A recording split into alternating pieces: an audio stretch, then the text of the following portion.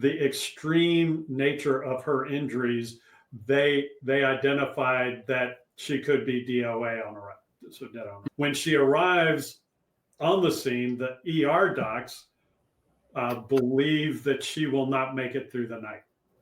And I had no idea whether she was alive or dead. So for about 36 hours, I did not know her condition. The story I had in my head was I caused the accident. Like there's no way that Tammy caused the accident, therefore I caused it.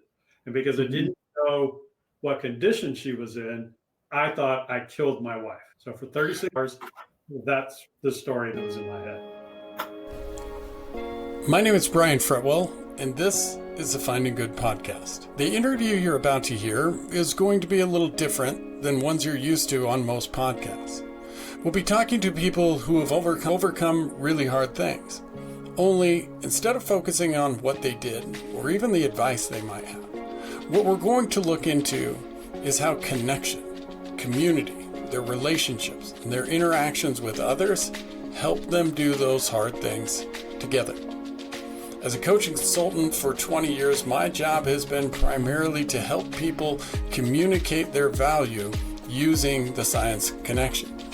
And I created this podcast to help people see through real stories and real experiences how the way we interact with each other allows us to be better than we ever could on our own. On today's episode of the Doing Hard Things podcast, we have David Spann and his wife Tammy Spann sharing with us a very traumatic and challenging experience they went through together. And before you start the podcast, I want you to warn you, if you've had traumatic experiences, specifically with accidents, car accidents, that this may be a triggering episode. So please be mindful in the way you engage the podcast. For David and Tammy, who have been lifelong facilitators helping CEOs and professionals get through hard things on their own, when they find themselves separated by hundreds of miles, not knowing each other's condition after a tragic accident in the desert of Nevada, how they leverage their community, how they engage each other, and how connection played into how they get over hard things is what we're going to explore today. The conversation should be both inspiring and informative. I hope you enjoy it half as much as I do. Well, welcome, David and Tammy, to the Finding Good podcast, Doing Hard Things Together. Excited to have you both here today. What is exciting is that I was looking at both of your LinkedIn, and I counted essentially 25 years apiece in facilitating and leading groups in one form or another. Did I have that timeline down correct? Is it at least? At least. Yeah. I looked from Chaosity. Am I pronouncing that right, Tammy? Yeah. Chaosity started in 2000, so that would be 25 years if you're not celebrating the anniversary. I hope this reminds you to do that. And then David, you started with the MBA program and some of that stuff early on. And so for the audience, I know David through Vistage. Tammy is also a Vistage share. And David and I have had quite a few conversations about facilitation, what facilitation means.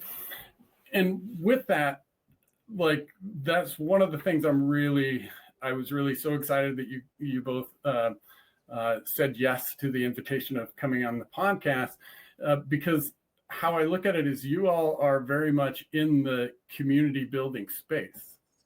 Is that a fair assessment? And fair. Yeah. And so when you think about it in that terms, like, how would you define yourselves in your role as community building? Or how does community play into the facilitation you do and the groups you run and those sorts of things? I'll go first. When I discovered the role of being a Vistage chair, which is facilitating a group of CEOs and top executives in a peer advisory space, I was asked, why are you doing that? And I didn't have a good answer when I began. As it proceeded, I discovered that my role is to help CEOs, top executives grow companies that hire really good people who all pay taxes, so we get to live in a great place. Fair. Like So, this wonderful community is adding to the tax base there. There you go. And it creates the space that we get to live in. And it sounds funny, however, it is this wonderful financial reality that it takes money to move things around, and it takes people to make all of that happen. And so when I discovered that, it's like, oh yeah, we've got work to do. So. Yeah, well, and it strikes me as like connecting to your sort of like first professional gigs, if you will, in is it the Forest Service or was it BLM or who was it? The Forest Service was my first world, where that was a totally different community, working with people to provide resources to the United States, and that was pretty powerful, different kind of community.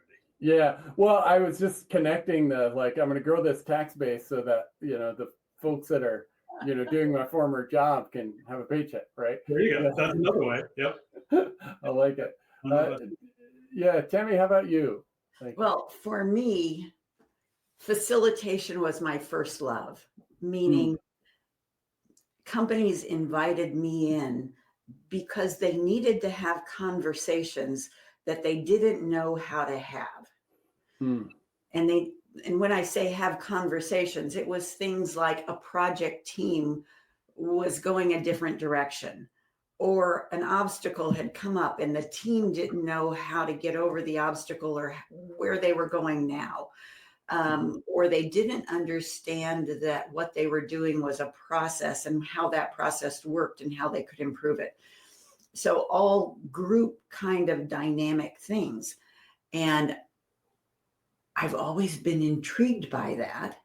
And I found myself being invited into these spaces to help groups have those conversations. Now, I didn't know what the result would turn out to be, because I'm not the expert in those things. I just knew how to show up in the room and help them have those conversations so that they moved forward and got to a better place. Yeah. And so that was my life. That was what I really enjoyed doing. And that kind of community for me was all around helping people get clear. Helping people come out of the fog and get some clarity about something, whether it be a direction, a decision, maybe even the questions that they had, but some sort of clarity. And we're now later in life. And at this point, when Vistage came into my world, it was like, oh, I don't have to get on a plane to go help other organizations do this around the country. Instead, I can help CEOs figure that out and take that back into their company so that now they can help others have clarity and we can move their world forward in this. So that's the community for me, is members helping other members get clarity around things and to move their world forward. Yeah, and listening kind of and almost kind of assuming a little bit in both, like when you talk about like we don't know what we're creating, and in this process of facilitation, like real true facilitation, I know David and I, we've had this conversation, and kind of as you just sort of stated sort of directly, Tammy, it's facilitation is kind of, we're guiding through the unknown together, right? And the facilitator has this comfortable spot, in my opinion. Why I kind of like it is, and how I often say it is, I don't live at your house or eat your food, so the decision you make is your own, right? It's like I care about it, but ultimately it's yours. And so it provides this sort of like separation, and that separation often allows good facilitation. But like, we're going through unknown, but it's your unknown, right? And so I ask you tough questions. Yeah, exactly. Which is what makes me, which is I think a good kind of segue into, what we do when we're faced with our own unknowns. Yeah. And that's kind of the topic today, or the theme of the hard things we go through together. I'd like to use that to kind of transition us into this hard thing you both went through together. And I'd like to start that by just having you outline what was the hard thing, this motorcycle accident that happened a number of years ago. Kind of outline, as we talked about before, you don't kind of know. Like, we'll make sense of that here in a second. But yeah, tell me about what was happening and the challenge that you ultimately were facing. So Brian, let me start this conversation by saying that the first part of it, you're going to hear a lot from David, because it's been a little over 3 years and I still have no memory about the event. Oh, wow. Okay. So there's a gap of about 2 to 3 weeks that I have nothing to say about, other than stories I've heard.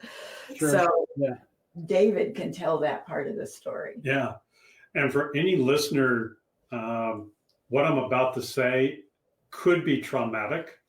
So if somebody's living inside of a recent accident, a physical recent accident, just please note that I am going to be reasonably explicit.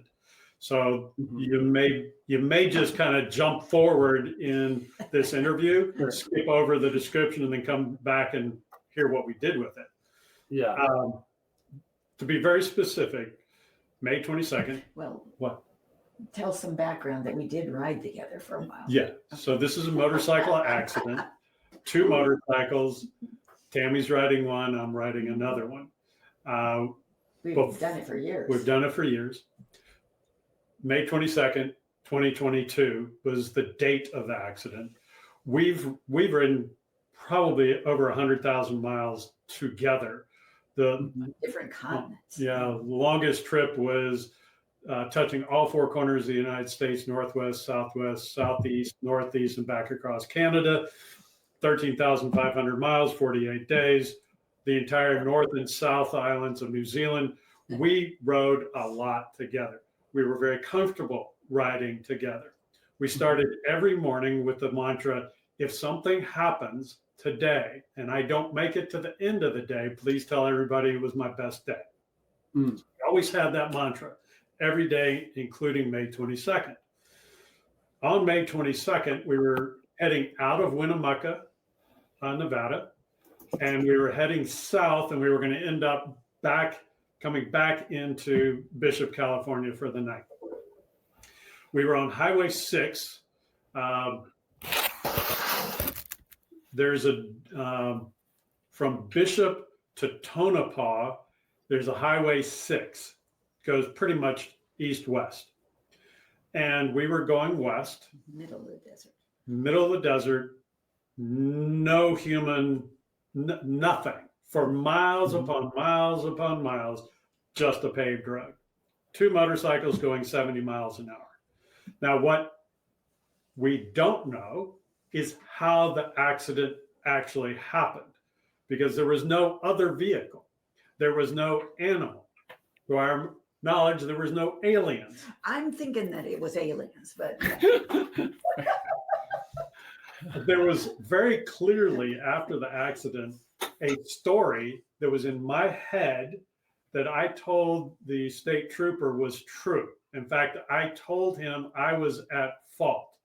He took down a story. I'm not going to recount the story, because what we have come to discover is there's no way to absolutely know what happened. There's physical evidence.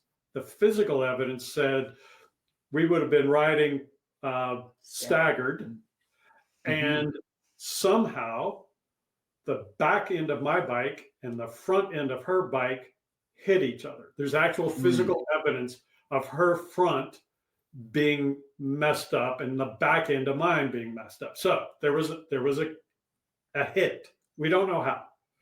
The physical evidence says my bike went down on its side and I went on my left side and rolled down the road. Or slid or something. Yeah. that bike ended up in the middle of the road. Her bike, by evidence, went up and over. So she went over the handlebars and her bike followed her. She ended up on the side of the road. So 70 miles an hour, two motorcycles, one was 850 pounds, the other was about 700 pounds, going 70 miles an hour, and came to an immediate stop. No one there to. Yeah, no one, no witness, no nothing. Now, we were wearing all of the right gear. We had great helmets, which seriously saved our lives. We were wearing leathers with padding. We had camelbacks, which our doctor said later probably saved internal organs. Frankly, I came to, stood up, and knew that my whole left-hand side was in pain, just in absolute pain. Later, we're going to find out that that was a separated shoulder. Tammy was laying on the side of the road next to her bike, completely unconscious, and literally bleeding from nose, mouth, ears, and eyes. So it was bad. I got her up on her side to make sure that she could still breathe. And within a few minutes, we don't know how long, somebody finally stops. Now, after that person stops, I count about 10 other people who stop. Southern Nevada, you can't get telephone self-service. You just can't get it. Yeah. Somehow, 2 of the 10 people who stopped got cell service. Seriously, we do not know how that happened. Yeah. One of those people got connected to Reno and got an emergency air flight on the way for Tammy. The other person got land EMTs, ambulances, 2 ambulances from 2 different stations, one of which we actually end up knowing, but didn't know it at the time. Right. And I am taken to Bishop, California with my injuries. Tammy is flown to Reno for their trauma center, which, by the way, if you have to be in a trauma center, you actually want to be at Reno. It is the best in the Intermountain West. So we were extremely lucky. We went back and we did the research, and the EMTs who showed up on the scene and took first evidence of Tammy basically predicted she would not make it to the hospital. Like, oh, wow. The way it's written, the extreme nature of her injuries, they identified that she could be DOA on arrival, so dead on arrival. When she arrives on the scene, the ER docs believe that she will not make it through the night. So the fact that she's sitting here having a conversation with us and leading Vistage groups and facilitating people is truly a miracle. It's absolutely a miracle. When I went to Bishop, California, I never lost, there was a moment that I lost consciousness, but I didn't have a concussion, end up in the hospital. Cell phone was running out of battery, nothing to charge it with, no clothes. And I had no idea whether she was alive or dead. No idea. So for about 36 hours, I did not know her condition. And getting to her also was this interesting journey. By bus. Yeah, I had to take a small bus to get back to Reno from Bishop, California. And tell me how you're handling those 36 hours. Not well, because the story I had in my head was I caused the accident. Like there's no way that Tammy caused the accident, therefore I caused it. And because I didn't know what condition she was in, I thought I killed my wife. So for 36 hours, that's the story that was in my head. And what does that cause you to do? Like not sleep, And my sister. Well, I reached out to two people, your sister and our good friends here in Boise, and they rallied troops. But really, psychologically, what happened was I went into a state of depression and high anxiety. I'm not exactly sure how I functioned enough to get to Reno. Mm-hmm. Maybe the survival piece, but I was a mess. No one knew me, so there was no conversation, and I didn't want to talk to anybody. So yeah. And was even the conversations or the calls to family and friends, were those also difficult because of what you were thinking and because of this? I don't really want to talk to anybody. Well, they were short. Mm-hmm. Like, this happened. Here's what I need. Can you make that happen? Thank you. Goodbye. Because seriously, the battery was right, like down to 7% when I made those calls. Mm-hmm. So to get to the connections and the community side of things, I knew that I needed a resource. Which was I needed to talk with a psychologist. I needed that as quickly as I possibly could. And you knew that in that moment, like you had the wherewithal to understand I need that in that moment. I was a mess. I'm totally a mess. And having worked enough in the position of assisting other people, when somebody needs a psychologist, they need it. And so I called my Vistage Chair colleague in Reno as we were on the bus. So this is the third phone call. And I said, dude, I need a psychologist. Can you do that? Can you get me a psychologist sometime in the next couple of days? It'll be a one-time session. It's not a long-term thing. I just need to find my ground. Yeah. And he did. So I want to go back a little bit and come at a couple of the things you said. And the first being, like, where did the mantra come from for both of you? As you talked about the mantra of like, if I don't make it today, this was the best day. Like, where did that come from, and why was that important to do on a daily? So initially, I didn't ride a motorcycle until I was 50 years old. Mm-hmm. And that came as a result of David wanting to get his license and ride a motorcycle. And I said, okay, let's try this. Yeah. Now, once I went through the training of how to ride a motorcycle, I told him I don't want to ride on the back of yours. That think it'll work. That just would not work for me. Yes, I have some control issues. And so I said, I want my own. So from the age 50, we started riding 2 motorcycles, and I learned into it. As I learned into it, I also realized that it was a very risky business to be on a motorcycle. Mm-hmm. And I realized that he may think that I'm riding for him. And I wanted him to know that I'm riding for me. Because why? Because I enjoy it. And if anything, so that was the reason for the mantra.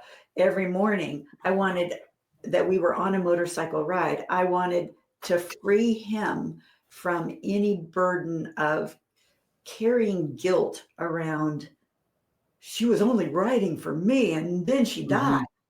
I didn't want him to carry that. I wanted him to celebrate the fact that I chose into riding. And if that day proved to be a day that ended without me, that was okay, because that was my choice.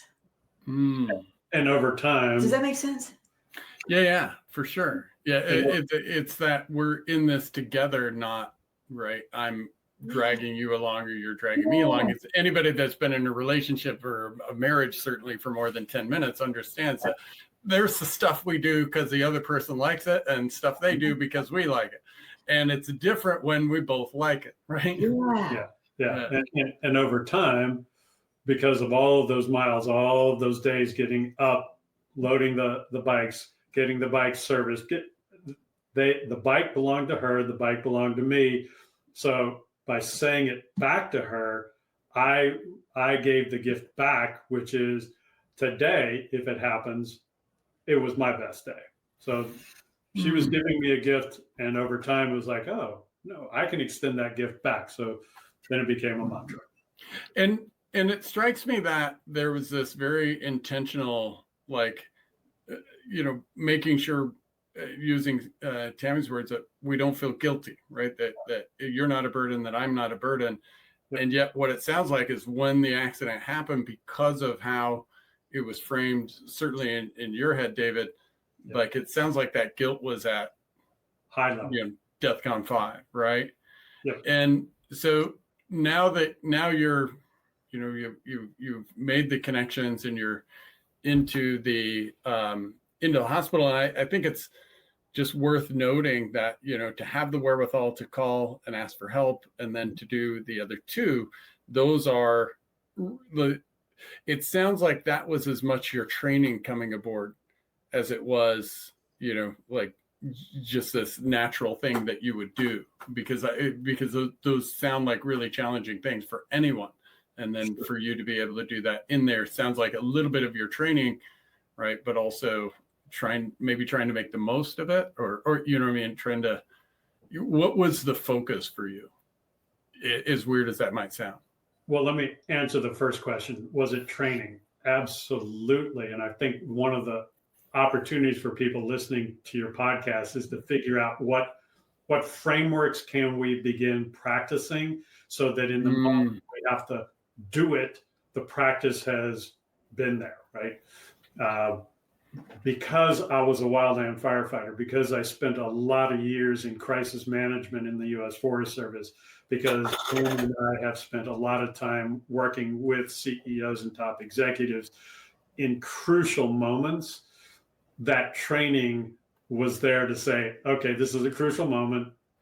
I've got to step up to some level, and I need assistance to step up. So I think you're onto something in terms of the practice.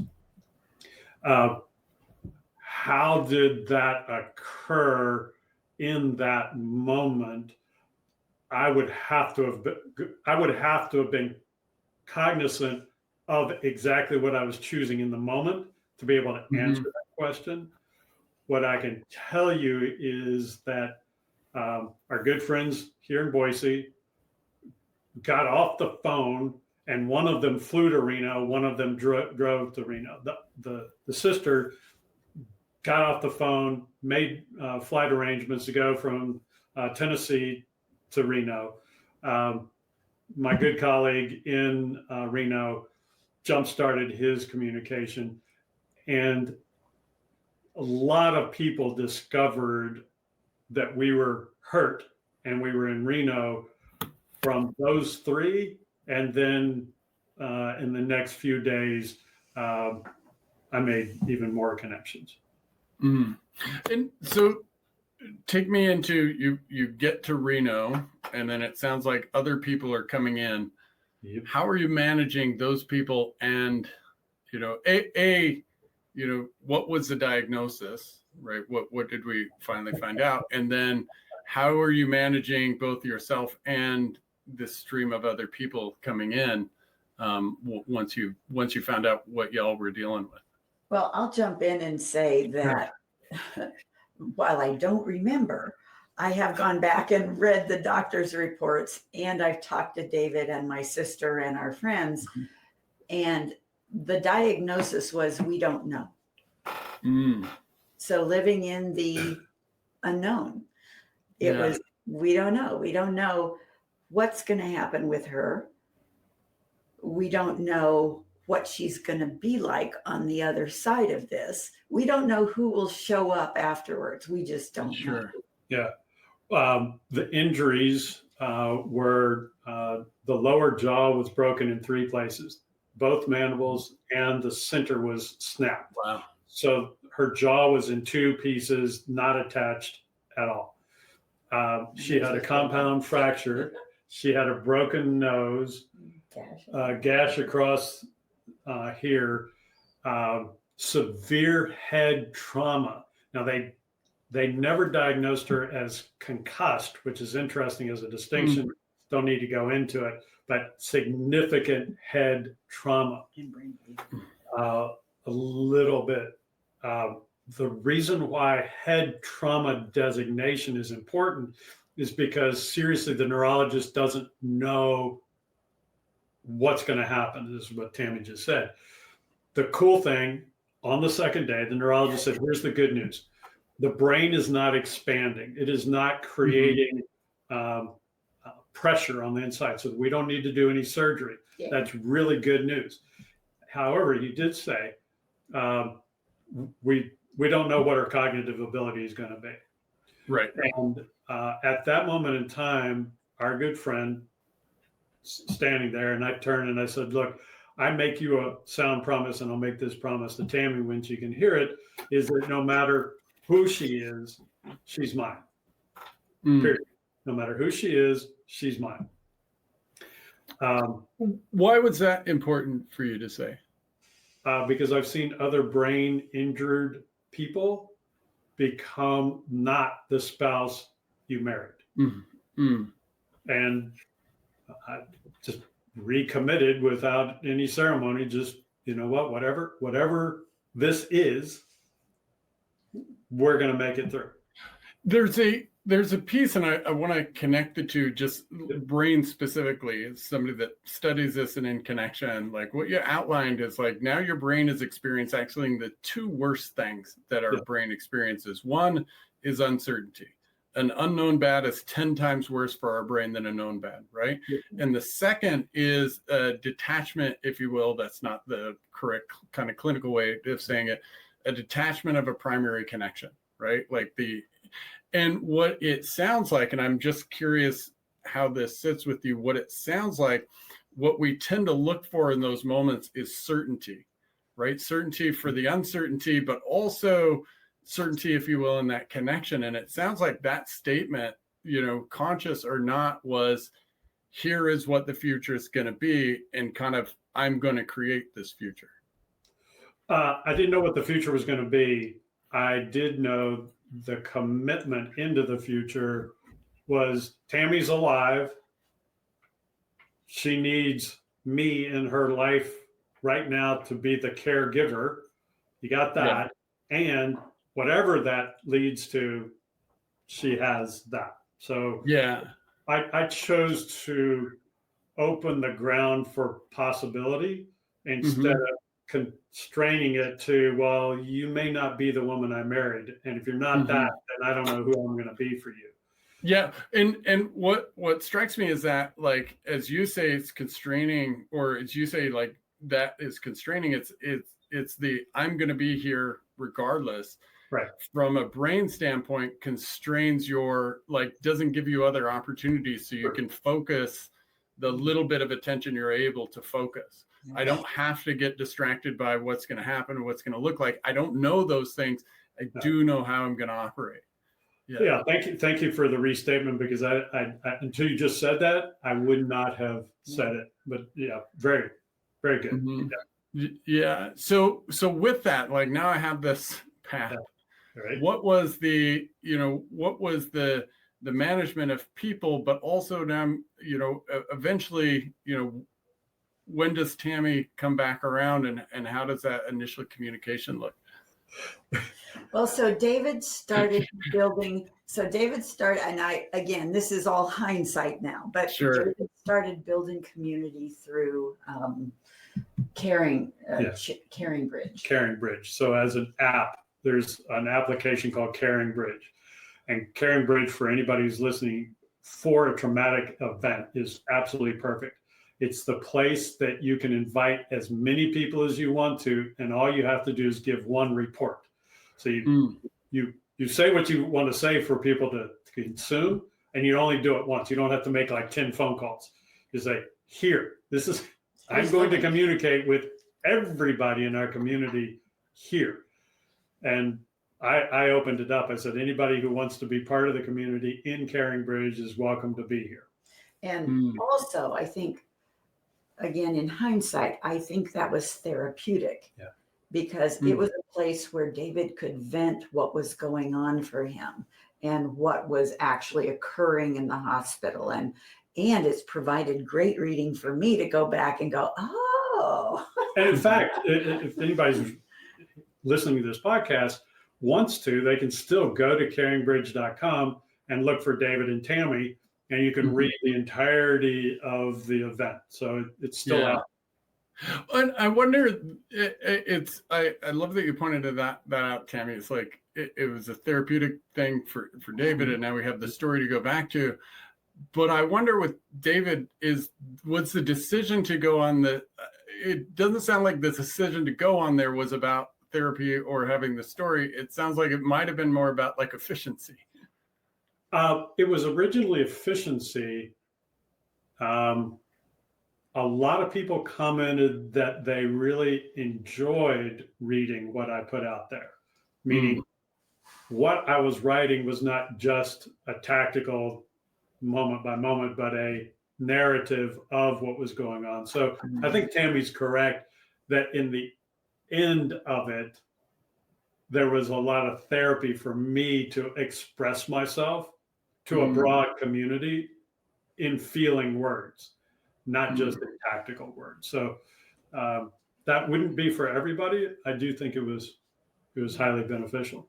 You did ask about how we managed the people coming in. So there were a lot of people that wanted to come to the hospital in Reno from Boise. And I basically said, look, you're welcome to make the drive. You're welcome to do it. We are going to be home, and we don't know what the condition is. You might want to wait. It's fine that you wait. Yeah. There were still people who did show up in Reno, and the doctors, nurses, and I monitored Tammy's energy level, and we shoot them out. When her energy level dropped, we just said, okay, look, we'll bring you back when it's the right time. Sure. The crazy thing, you want to say it? No. Okay.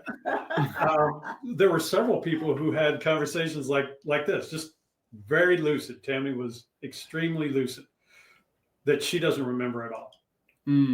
Like zero memory. What we didn't realize, Brian, you already know because you know the brain, is that my brain's response to trauma was that it was not storing information.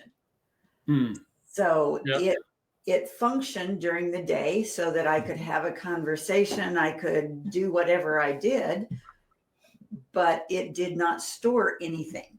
So the next morning, they didn't know what was going on there. They didn't know that was occurring.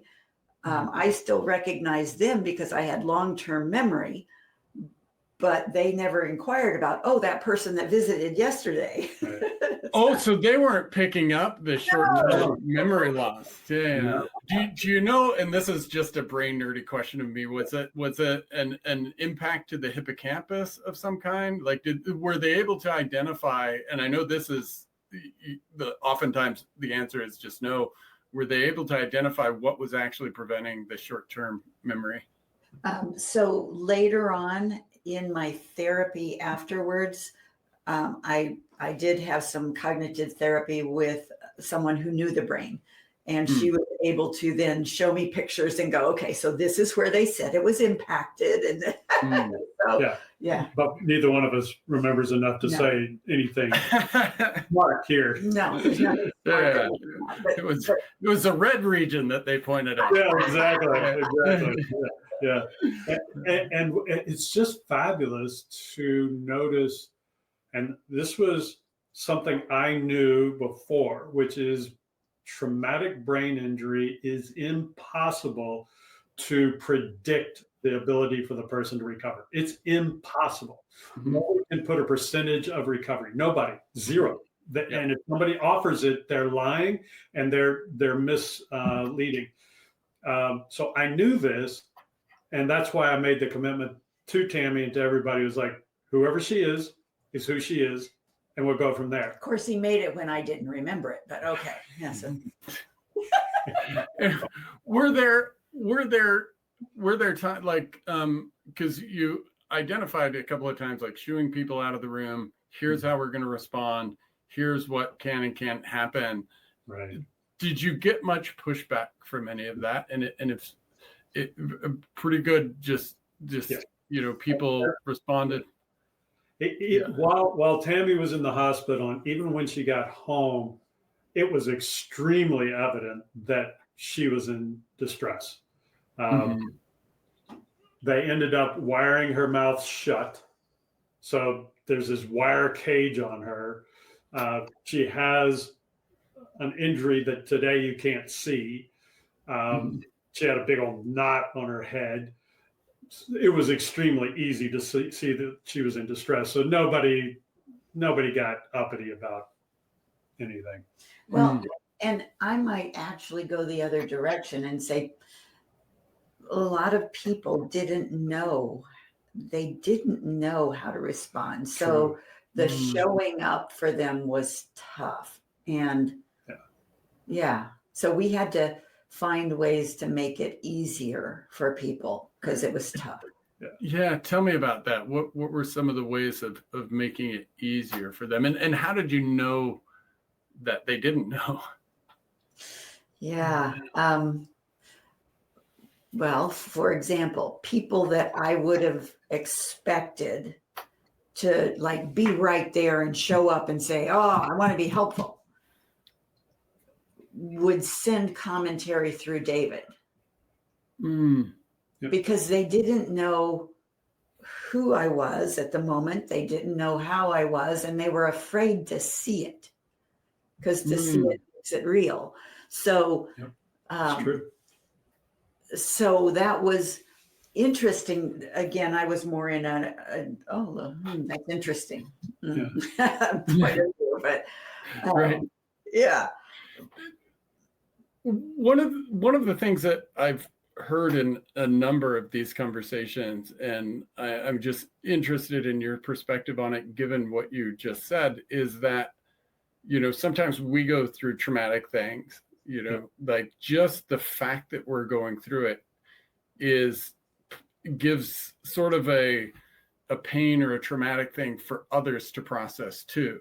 Right. And what it sounds like is this person is, like just in like, it's not that your trauma caused it, for like, you're not the cause, but, being around it, all of a sudden they're processing something too, like that indirectly almost has them facing something inside themselves that they didn't want to face. Is that kind of what you saw in those interactions?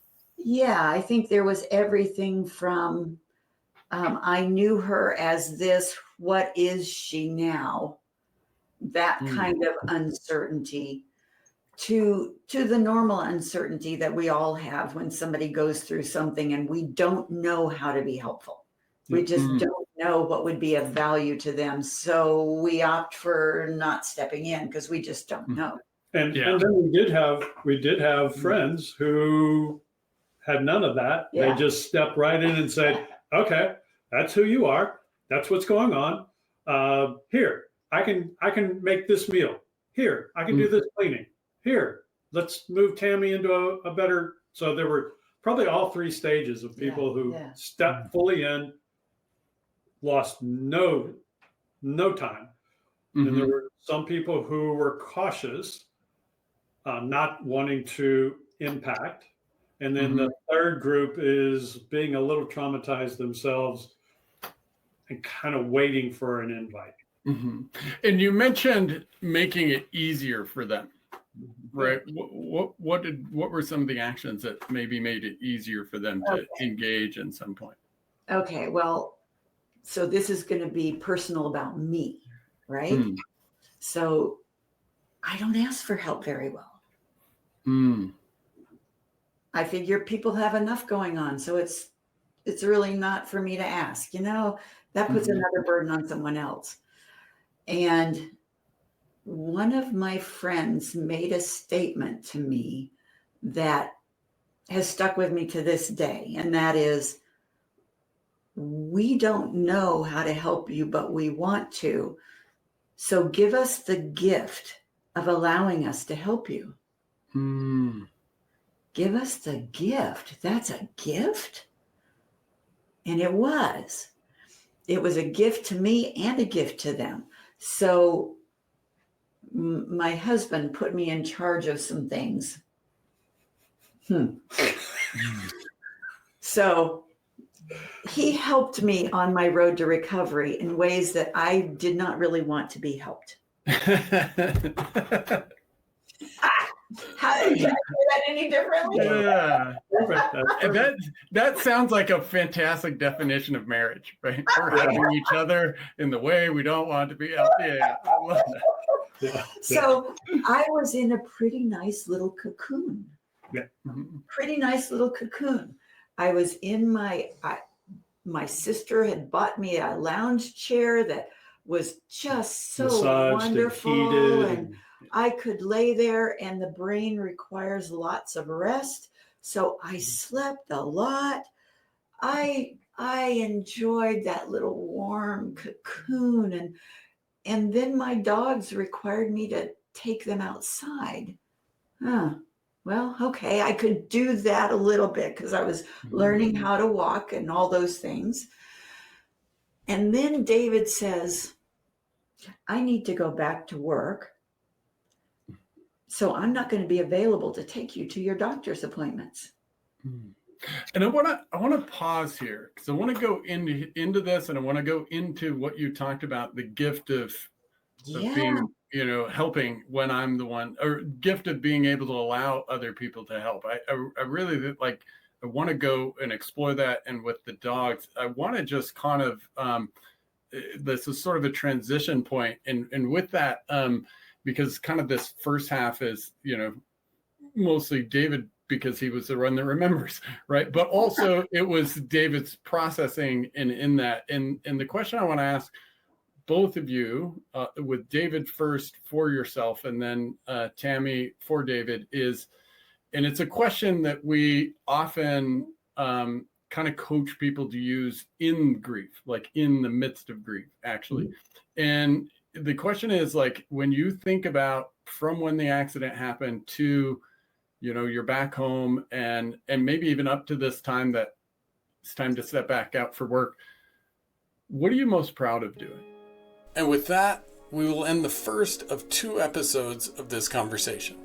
My name is Brian Fretwell, and this is the Doing Hard Things Together series in the Finding Good podcast. I want to invite you to join us for episode 2 as we continue this conversation with David and Tammy, and we explore what reintegration looked like, how they were able to communicate and push each other, and the process of getting back into community that required not just the 2 of them, but the rest of the community itself. And if understanding how we can improve the way we communicate our value with each other so that we can get over hard things is something that interests you, I encourage you to check out the Finding Good website. You can find information about coaching to help you better communicate your value, assessments that can identify where connection is showing up in your own life or in your team or your business, and where you can find more about speaking or workshops with Finding Good. Thanks for joining us, and I hope to see you in the next episode.